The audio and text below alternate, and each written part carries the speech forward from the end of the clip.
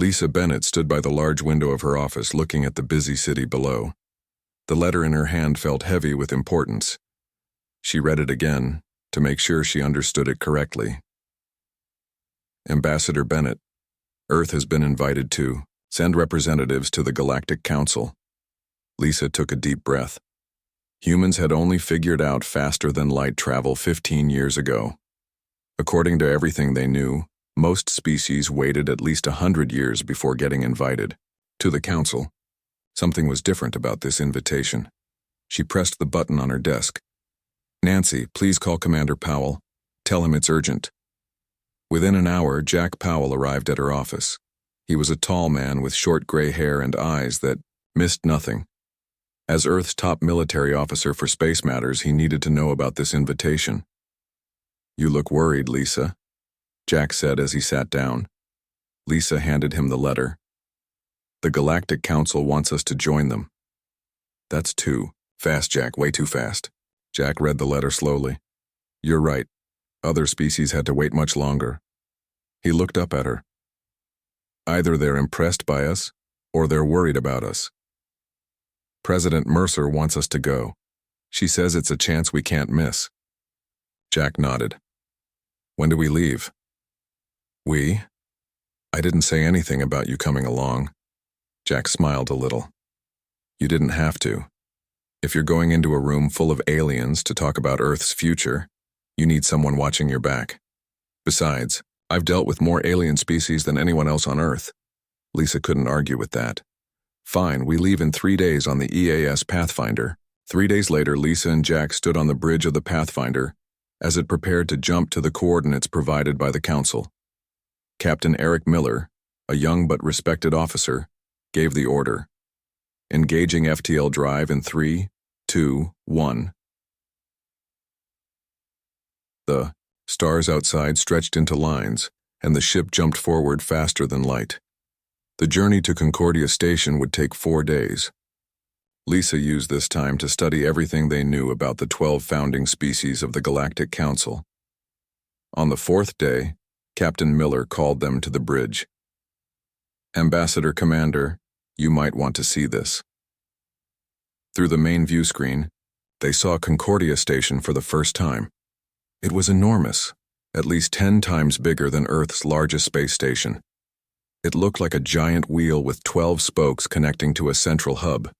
Hundreds of ships moved around it like bees around a hive. "It's incredible," Lisa whispered. The Pathfinder received permission to dock, and soon Lisa and Jack were walking through the station's main entrance hall. The ceiling was so high they could barely see it, and beings of all shapes and sizes moved about their business. A tall insect-like creature approached them. It had 4 arms and a head that resembled a praying mantis. When it spoke, a small device on its chest translated its clicks and chirps into English. "Welcome to Concordia Station. I am Zixval, diplomatic liaison to the Council. It is my honor to welcome the first human delegation." Lisa stepped forward. "Thank you for your welcome. I am Ambassador Lisa Bennett, and this is Commander Jack Powell. We are honored to represent Earth." Zixval's head tilted slightly. "The Council is most interested in meeting you. Humans have progressed faster than any species we have encountered in the last 1,000 years." Jack and Lisa exchanged looks. There it was, confirmation that their invitation was unusual. "We are eager to learn," Lisa said carefully. Zixval led them through grand hallways to their quarters. "Rest today. Tomorrow there will be a reception where you can meet representatives from many worlds. The formal council meeting will begin the day after."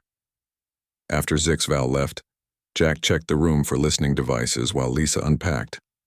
"All clear," he said finally.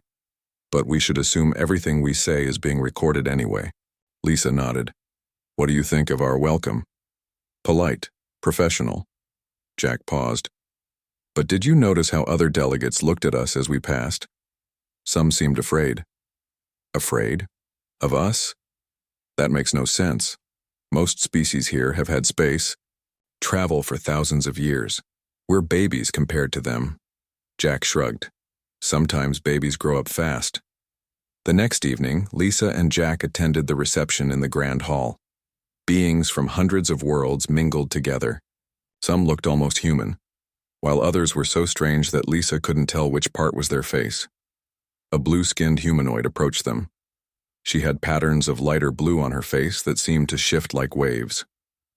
Greetings. I am Crest of Azure Winds of the Altharian Collective. You are the humans, yes? Lisa smiled. Yes, I'm Ambassador Bennett, and this is Commander Powell. The Altharian looked around quickly, then leaned closer. Be cautious of the terms they offer you. The founding species. They fear your kind's rapid advancement. Before Lisa could ask what she meant, Crest of Azure Winds drifted away to speak with another group. Jack kept his voice low. Well, that was interesting. And concerning, Lisa added. Why would advanced species fear us? As the night continued, they met many delegates. Most were polite but distant. A few seemed genuinely curious about humans, and a small number watched them with what could only be described as worry. Near the end of the evening, they were approached by a short, gray-skinned being with large black eyes. I am Vetlox, chairperson of the council. We are pleased you have come. Lisa bowed slightly. The honor is ours, chairperson. Vetlox studied them both. Humans have accomplished much in a short time. From your first space flight to faster-than-light travel in less than 300 years, most species take twice that long. We are curious by nature, Lisa said. Yes. Curious. And innovative. Something in the way Vetlox said the word made it sound like a problem rather than a compliment. Rest well. Tomorrow we begin formal discussions about Earth's place in the galactic community. After the chairperson left, Jack leaned close to Lisa. Did that sound like a warning to you? Lisa nodded slowly. Something isn't right here. I think we need to contact President Mercer tonight. I have a feeling tomorrow's meeting isn't going to go the way we hoped. As they left the reception, Lisa noticed many eyes following them. The excitement she had felt upon arriving was now mixed with caution. Whatever the Council wanted from Earth, she was beginning to think it might not be in humanity's best interest, and she was determined to find out why. Lisa and Jack spent the next 3 days touring Concordia Station. Their guide, Zix Val, showed them gardens with plants from 1,000 worlds, libraries that held millions of years of knowledge, and observation decks that looked out into the depths of space. On the surface, everything seemed wonderful, but both humans noticed how conversations stopped when they entered rooms. They saw the nervous glances alien delegates gave each other when humans were mentioned. They're stalling, Jack said on the third night as they sat in their private quarters. 3 days of tours and talks about history, but nothing about why we're here. Lisa nodded. I agree. Tomorrow I'm going to push for the real meeting. The next morning, Lisa informed Zixval that they needed to begin formal talks immediately. The insectoid liaison seemed uncomfortable but agreed to arrange it. 2 hours later, Lisa and Jack sat at a large round table in the council chamber. Around them sat representatives of the 12 founding species. Chairperson Vetlox sat directly across from them. Ambassador Bennett, Commander Powell, we welcome you to the first formal discussion regarding Earth's potential membership in the galactic community, Vetlox began. Lisa smiled politely. We appreciate that, Chairperson. Earth is eager to learn what membership would mean for us. Vetlox nodded to an aide who handed out small devices to everyone at the table. These contain our proposal for Earth's integration. Please take a moment to review it. Lisa activated the device and a holographic document appeared above it. As she read through the terms, her smile faded. Jack's face grew darker with each section he read.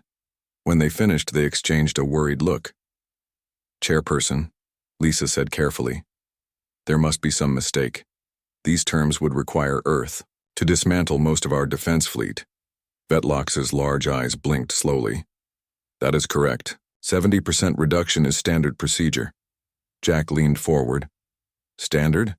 There's nothing standard about asking a planet to leave itself defenseless. Not defenseless, Commander, said a reptilian delegate. The Council provides protection to all member worlds. And what about these expansion restrictions? Lisa asked. Limiting humans to only 5-star systems over 200 years? Some of our closest neighbors have dozens of colonies. Young species require guidance, Vetlox said. Your kind advances quickly. Too quickly, perhaps. Lisa continued reading aloud. Mandatory technology sharing without reciprocity. Oversight committee with veto power on human governance. Punitive tariffs on human trade for 75 years. She looked up. This isn't membership. It's control. A blue-skinned delegate that Lisa recognized as belonging to the same species as Crest of Azure Winds spoke up. The terms are harsh, but consider the benefits. Access to trade routes, cultural exchanges, protection from threats you cannot imagine. At the cost of our freedom? Jack asked. Vetlox's voice hardened. These are standard precautions for volatile young species. The Council has millennia of experience in proper integration. Volatile? Lisa repeated. Is that how you see humans? Oh, silence fell over the room. Then a large octopus-like being spoke, its translator converting burbling sounds to words. Your species went from first flight to nuclear weapons in less than 50 years, from first space travel to faster than light in less than 3 centuries. No other known species has developed so rapidly. And that makes us dangerous? Lisa asked. It makes you unpredictable, Vetlox said. The Council maintains peace through careful balance and control. Species that develop too quickly can upset that balance. Jack looked at the faces around the table. So this isn't really an invitation to join. It's containment. No one contradicted him. Lisa stood up. We'll need time to consider these terms and consult with our government. Of course, Vetlox said. But understand that these terms are not negotiable. The Council is unanimous on this matter. Back in their quarters, Lisa established a secure link to Earth. President Diane Mercer's face appeared on the screen, looking concerned. Ambassador, your report is disturbing. Are you certain there's no room for negotiation? None, Madam President. They view our rapid development as a threat to their established order. These terms would effectively make Earth a controlled state, not a true member. Jack stepped into view of the camera. In my assessment, they're afraid of us. They want to make sure we can't challenge them in the future. President Mercer was quiet for a long moment. Then we have a decision to make. Accept their terms and hope to gradually gain more freedom or reject them outright. If we accept, Lisa said, we'll be setting a precedent. They'll never see us as equals. The president nodded slowly. What if we walk away? Jack raised an eyebrow. Walk away? Yes, Mercer said. Decline their offer. Return to Earth. Continue our own path. Lisa considered this. It would be risky. We don't know how they'd react, but it would send a clear message that we won't be controlled. It also might make them reconsider, Jack added. If they truly fear our potential, seeing us leave on our own terms might worry them more than if they can keep us under their thumb. President Mercer's expression grew determined. Then that's what we'll do. Ambassador Bennett, I authorize you to reject the Council's terms and withdraw from talks. Make it clear that we would welcome fair relations in the future, but we will not accept second-class status. Yes, Madam President. Commander Powell, Mercer continued, be ready for anything. I don't think they'll try to stop you from leaving, but just in case, I'm sending 2 more ships to wait at the edge of the system. Understood. After the call ended, Lisa and Jack prepared for the next day's meeting. They didn't know how the Council would react, but they were certain of one thing. Tomorrow would change humanity's place in the galaxy forever. Do you think we're making the right call? Lisa asked as they reviewed their statement one last time. Jack looked at her seriously. I don't know. But I do know that any relationship that starts with one side kneeling isn't a relationship between equals. Lisa nodded. Then let's show them that humans stand on their own 2 feet. The next morning, as they walked to the Council chamber, other delegates seemed to sense something had changed. The hallways grew quiet as they passed, and even Zixval seemed nervous as he escorted them. Lisa gripped the small device containing Earth's official response. In a few minutes, she would deliver a message that might isolate humanity from the galactic community for generations. Or, just maybe, it would force the Council to see humans in a new light. Either way, there was no turning back now. The Council chamber was completely full when Lisa and Jack entered. Word had spread quickly that the humans had requested an emergency session. Representatives from hundreds of worlds packed the viewing galleries above the main floor. Even species that rarely attended council meetings had sent delegates. Chairperson Vetlox looked surprised at the large turnout, but quickly regained composure. Ambassador Bennett, you have requested this session. The council recognizes Earth and gives you the floor. Lisa walked to the center of the chamber. The room fell silent. She could feel the weight of thousands of alien eyes upon her. Jack stood, a few steps behind her, his face calm but alert. Honored chairperson, esteemed council members, and delegates of the galactic community, Lisa began. On behalf of Earth and all humanity, I thank you for your invitation and for the hospitality shown to us during our stay. She paused, looking around the room. Yesterday, we received your terms for Earth's membership in the Galactic Council. We have given them careful consideration and consulted with our government. Many of the council members leaned forward, clearly expecting her to begin negotiations or perhaps to reluctantly accept their offer. Humanity appreciates your invitation, but we cannot accept membership on these terms. A wave of whispers and clicks swept through the chamber. Vetlox's large eyes blinked rapidly in what Lisa had learned was a sign of surprise. These terms reflect not caution but fear, not wisdom but control, Lisa continued, her voice growing stronger. Humanity has survived countless trials without galactic guidance. We will continue our journey independently, with goodwill toward all species who approach us as equals. She lifted her chin and delivered the final part of her message. As of this moment, Earth formally withdraws from membership talks and will be departing Concordia Station within 3 hours. We remain open to future discussions based on mutual respect and equality. The chamber erupted in noise. Some delegates stood and shouted questions. Others turned to their neighbors in heated discussion.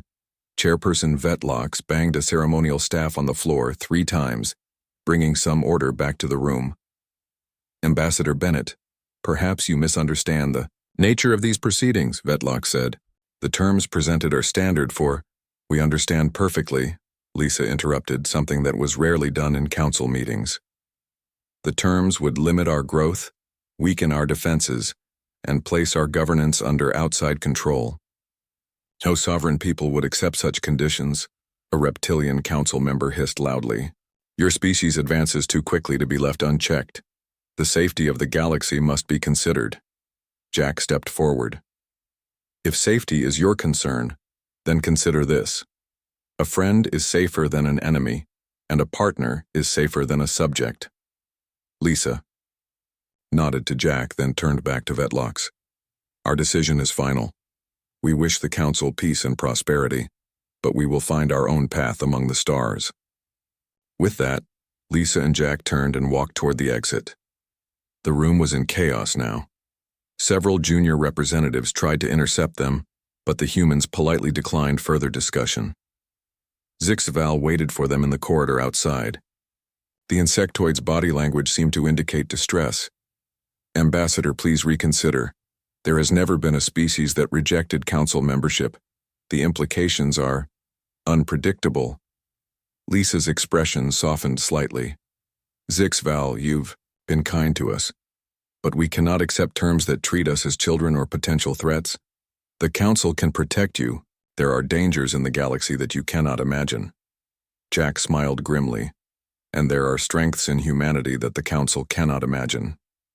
As they continued walking toward the docking bay where the Pathfinder waited, more delegates approached them. Some tried to convince them to stay. Others seemed almost relieved or excited by their decision. Crest of azure winds appeared suddenly from a side passage. Humans, she said quietly, you have shaken the council today. Not all of us agree with the terms you were offered. Some of us will try to change things from within. Lisa nodded gratefully. We would welcome true partnership in the future. Be watchful on your journey home, the blue-skinned alien added before quickly moving away. When they reached the Pathfinder, Captain Miller was waiting at the airlock. Ambassador Commander, we've been monitoring the station's communications. There's unusual signal traffic all over the place. Jack nodded. They didn't expect us to walk away. Get us ready for immediate departure, Lisa ordered. I want to be out of the system as soon as possible. As the Pathfinder prepared to undock, Lisa stood at the bridge view screen looking back at Concordia Station. She wondered if she had just cut humanity off from the wider galaxy, or if this bold move would eventually lead to something better. The ship pulled away from the station and began accelerating toward the jump point. Communications Officer Ryan Grant reported from his station. Ambassador, we're receiving dozens of requests for further talks, some from the Council, others from individual species. Log them all, Lisa said, but maintain our course. We've made our position clear. 6 hours later, as the Pathfinder prepared to jump back to Earth space, they received one final message. It was from Vetlox. Ambassador Bennett, the Council respects Earth's decision, though we believe it unwise. Know that the offer of membership remains open should you reconsider. The galaxy can be a dangerous place for those who stand alone. Lisa didn't bother responding. The message was partly diplomatic face-saving and partly a veiled threat. Either way, humanity had made its choice. Engage jump drive, Captain Miller ordered. The stars stretched into lines, and the Pathfinder leapt toward home. Back on Earth, news of the delegation's return spread quickly. President Mercer arranged a global broadcast to explain what had happened. Citizens of Earth, she began, our representatives have returned from Concordia Station. The Galactic Council offered us membership, but at a price we cannot accept. They asked us to limit our growth, reduce our defenses, and submit to their oversight. These terms were not offered in the spirit of partnership, but of control. She paused, letting her words sink in. Therefore, Earth has withdrawn from talks. We will continue to explore the stars on our own terms. We will increase our defense capabilities, and we will seek relationships with individual species who treat us as equals. In the weeks that followed, humanity prepared for isolation. Defense budgets increased. Explorer ships received upgraded weapons and shields. Diplomatic teams practiced first contact scenarios with a new emphasis on strength and independence. Lisa found herself busier than ever. Despite officially rejecting the Council, Earth was receiving more diplomatic visitors than before. Small trading ships from non-Council worlds arrived seeking deals. A few brave representatives from Council species came unofficially to maintain contact. They're testing us, Jack said during a strategy meeting. Trying to figure out what humans do next. Lisa agreed. We've surprised them. Now we need to show them that we can thrive without them. But neither of them could have predicted what would happen next. 6 months after leaving Concordia Station, everything changed. The threat that would ultimately bring humans and the Council back together was already moving through the darkness of space, headed toward settled worlds. And, when it arrived, both humanity and the Council would discover just how much they needed each other.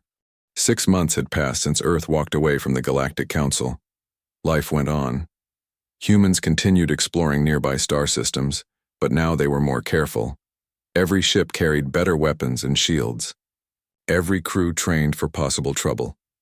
Lisa Bennett had just finished a meeting with representatives from the Kiravan traders, a minor species not aligned with the Council, when her assistant hurried into the room. Ambassador, there's an unscheduled ship requesting emergency landing. It's small, unmarked, and using outdated codes. Lisa frowned. Security status? Defense systems are tracking it, but it's making no threatening moves. The pilot claims to be human. This was unusual. All human ships were carefully tracked. Allow landing, but have a security team ready. 30 minutes later, Lisa stood in a secure meeting room as the guards brought in the ship's only passenger. She was a thin woman with short brown hair. She looked exhausted. Officer Susan Wright, Earth Intelligence, the woman said, showing her identification. I need to speak with you immediately, Ambassador. It's urgent. After confirming Wright's identity, Lisa dismissed the guards. You've been deep undercover? Wright nodded. 6 years, operating beyond council space in the outer systems. She placed a small device on the table. But I came back because of this. The device projected images of massive ships unlike anything Lisa had seen before. They were huge, twisted combinations of metal and what looked like living tissue. In one image, such a ship was breaking apart a small moon. What am I looking at? Lisa asked. They call themselves the Void Harbingers, an ancient species that disappeared from the galaxy thousands of years ago. Now they're back. And they're hostile? Susan's face hardened. They've already consumed 3 outer systems. They don't communicate, they don't negotiate. They just take. Planets, moons, ships, people. Everything becomes material for more of their ships. Lisa studied the images more closely. Does the council know? Yes. The attacks started in their territory, but they're struggling to respond effectively. Lisa raised an eyebrow. With all their advanced technology? Their technology is advanced, but their military thinking is not, Susan explained. The council hasn't faced a serious enemy in thousands of years. Their strictly controlled military development and reliance on committee decisions has left them unprepared. Lisa immediately called an emergency meeting with Earth's leadership. Within hours, President Mercer, Commander Powell, and other key officials gathered to hear Susan's report. How much time do we have? Asked the president, after seeing the evidence. Susan shook her head. It's impossible to say. The Harbingers don't move in straight lines. They spread like a disease, consuming systems to build more ships, then spreading further. But based on their current pattern, they could reach Council core worlds within a year. Earth may be a year after that. Jack Powell, who had been quiet until now, spoke up. We need more information. Council records might tell us more about these Harbingers from their previous appearance. President Mercer nodded. Ambassador Bennett, reach out to any council contacts willing to share information. Commander Powell, I want our best minds working on defensive options. Over the next few weeks, Earth prepared. While the council tried to keep the Harbinger threat secret from most of its citizens, humans took a different approach. Scientists, engineers, and military experts worldwide were given all available information and asked to develop solutions. One breakthrough came from Dr. Alan Winters, a physicist who had been studying the energy patterns of alien technology. Their ships use a form of energy drain, he explained during a briefing. They don't just destroy targets, they absorb their energy. But every energy system has a frequency. If we can identify their frequency and create opposing shield harmonics, we might be able to resist them. Meanwhile, Major Kelly Ross had been running combat simulations. The Harbingers use predictable attack patterns, she told the military. Command. They expect enemies to either run away or attack head-on. But what if we did neither? What if we used unpredictable strike patterns, hitting them from multiple angles, constantly changing tactics? Jack Powell combined these ideas into a new defense strategy. Human ships would be equipped with Dr. Winters' shield harmonics and trained in Major Ross's tactics. The approach was untested but promising. Then came the news they had been dreading. A peaceful trading hub named Stellar Crossing, located just 3 jumps from Sol, had gone silent. Initial reports suggested a Harbinger attack. President Mercer called another emergency meeting. This is no longer a distant problem. The Harbingers are at our doorstep sooner than expected. Lisa showed the latest intelligence from their council contacts. The council forces are losing badly. Their coordinated defense strategy fell apart when the Harbingers adapted faster than the council could respond. Now each species is trying to protect their own worlds. And Earth? Asked the president. What's our status? Dr. Winters' shield harmonics show promise in simulations, Jack reported. And Major Ross's tactics have been integrated into our fleet training. We're as ready as we can be without actual combat experience. The room fell silent as everyone considered the implications. Finally, President Mercer spoke. We face a choice. We can focus solely on defending Earth and our colonies, or we can offer help to the council that rejected us. The council treated us like children. One cabinet member objected. Let them solve their own problems. Susan Wright shook her head. The Harbingers won't stop with the council. If the council falls, we're next. There's another consideration, Lisa added quietly. Who do we want to be? The species that stood aside while others were destroyed? Or the species that helped despite past disagreements? Jack nodded. The council was wrong about us. This is our chance to prove it. President Mercer stood up. Her decision was clear in her eyes before she even spoke. We are not who they fear we are. We will show them who we truly are. She turned to Lisa. Ambassador Bennett, prepare to return to Concordia Station. Tell them Earth is ready to help. Lisa felt both afraid and determined. And if they reject our help, they won't, Jack said confidently. They're losing and they know it. Pride is a luxury they can no longer afford. As they left the meeting, Lisa wondered how the council would receive them this time. 6 months ago, they had walked away from the council's demands. Now they were walking back, not as supplicants but as potential saviors. The fate of Earth, perhaps of the entire galaxy, would depend on what happened next. When the EAS Pathfinder arrived at Concordia Station, Lisa Bennett could hardly believe what she saw. The once majestic station was surrounded by damaged ships. Emergency repairs were visible on several of the station's outer sections. The grand approach path they had used 6 months earlier was closed, and they were directed to a small utilitarian docking bay. Quite different from our first visit, Jack Powell remarked as they prepared to board the station. This time, no formal greeting. Party waited for them. Only Zixval, the insectoid liaison, stood at the airlock. The alien's normally perfect posture was slightly hunched, a sign of extreme stress Lisa had learned to recognize. Ambassador Bennett, Commander Powell, your arrival is unexpected. Lisa nodded. We've come to speak with the council about the Harbinger threat. Zixval's antennae twitched. Follow me. The council is in emergency session. They walked through corridors that seemed dimmer than before. Many aliens rushed past them, carrying equipment or reviewing data on portable screens. The atmosphere of calm order that had defined Concordia was gone, replaced by barely controlled panic. When they reached the council chamber, they found it transformed into a war room.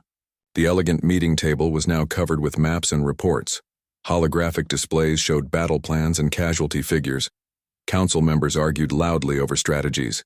We must abandon the outer sectors and consolidate our forces, a reptilian counselor hissed. My people live in those sectors, another shouted back.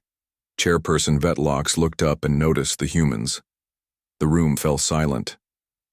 Ambassador Bennett, Vetlox said, voice heavy with exhaustion. Earth returns to us at a difficult time. Lisa stepped forward.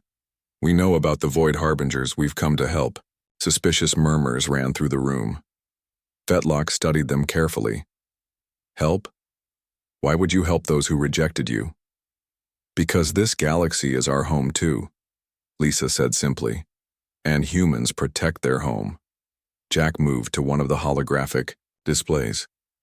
Your current strategy won't work. The Harbingers adapt too quickly to standard tactics. A blue-skinned counselor that Lisa recognized as a senior Altharian asked, And humans have a better plan? We might, Lisa replied. We've developed shield technology that could counter their energy-draining weapons and new battle tactics that they won't expect. Impossible, a council military advisor said. Our scientists have worked on this problem for months without success. Dr. Alan Winters, who had accompanied them from Earth, stepped forward with a small device. May I? He asked, gesturing to the main display system. After receiving a reluctant nod from Vetlox, he connected his device. The screens filled with technical data and simulation results. The Harbinger's ships operate on a specific energy frequency, Dr. Winters explained. They use this to drain power from their targets. But we've discovered how to create a shield harmonic that resists this drain. The council's scientific advisors crowded around the displays, their initial skepticism giving way to interest as they reviewed the data. Meanwhile, Major Kelly Ross was showing Jack and several alien commanders her tactical simulations. The Harbingers expect either direct confrontation or retreat. Their hive mind struggles to process multiple unexpected threats. So we hit them from all sides, constantly changing patterns. For hours, the humans shared their research and plans. Gradually, the Council's resistance turned to cautious hope. Your ideas have merit, Vetlox finally admitted, but implementing them would require reorganizing our entire defense fleet. There isn't time. Then we'll help you, Lisa said. Earth ships are already equipped with the new shields. Let us lead a joint strike force. The council chamber erupted in debate. Some councilors immediately rejected the idea of humans leading council ships. Others saw it as their only hope. Finally, Crest of Azure Winds spoke up. The humans walked away when we tried to control them. Now they returned to help when they could have protected only themselves. Perhaps we were wrong about them. After more hours of intense discussion, a decision was reached. A joint human council fleet would target the Harbinger command ship identified in the Arcturus Nexus. Earth vessels would lead the attack, with Commander Powell coordinating the overall strategy. 3 days later, the battle began. Hundreds of ships from 24 species engaged the Harbinger fleet. At first, the battle seemed hopeless. The Harbinger's massive ships dwarfed even the largest council vessels. But then the humans' plan began to work. Protected by Dr. Winters' shield harmonics, the Allied ships could survive the Harbinger's energy weapons. Using Major Ross's unpredictable tactics, they confused the hive mind that controlled the enemy fleet.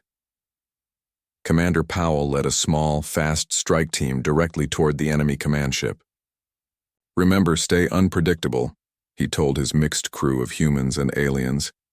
Don't let them anticipate your movements. The strike team suffered losses, but they reached their target. While the battle raged outside, Powell and his team boarded the Harbinger command ship. What they found inside was nightmare fuel, a twisted combination of technology and living tissue. At the center was the Harbinger consciousness, a massive brain-like structure that controlled the entire fleet. Powell's team planted special disruptors designed by Dr. Winters. This will shut down their network, he explained to his alien comrades. When it activates, all ships need to hit them with everything they have.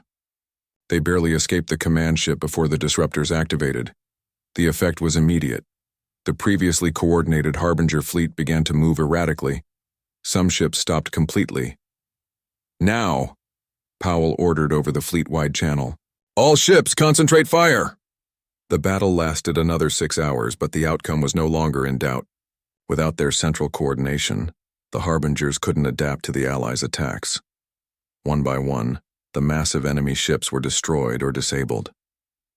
When it was over, the survivors gathered on Concordia Station. The victory had been costly. Hundreds of ships and thousands of lives lost, but the Harbinger threat was ended. 1 week later, Lisa Bennett stood again in the council chamber. This time, she wasn't there to reject their terms, but to discuss a new beginning. Chairperson. Vetlox addressed the full assembly. The recent crisis has shown us that our old ways of thinking may not serve us well. Humanity, whom we sought to control, instead taught us about innovation and adaptation. They offered help when they could have turned away. The new treaty presented to Earth was nothing like the first. It recognized humans as equals, established fair trade protocols, and created a joint defense initiative that valued human innovation rather than fearing it. As Lisa signed the document on behalf of Earth, she shared a knowing look with Jack Powell. The stars were now open to humanity, not because they had begged their way in, but because they had earned their place through both the courage to walk away and the compassion to return when needed most. Welcome to the galactic community, Vetlox said, as true partners. Lisa smiled. We look forward to building a better future together. And so began a new chapter in galactic history, one where humans took their place among the stars not as controlled subjects, but as respected equals, who had proven their worth when it mattered most.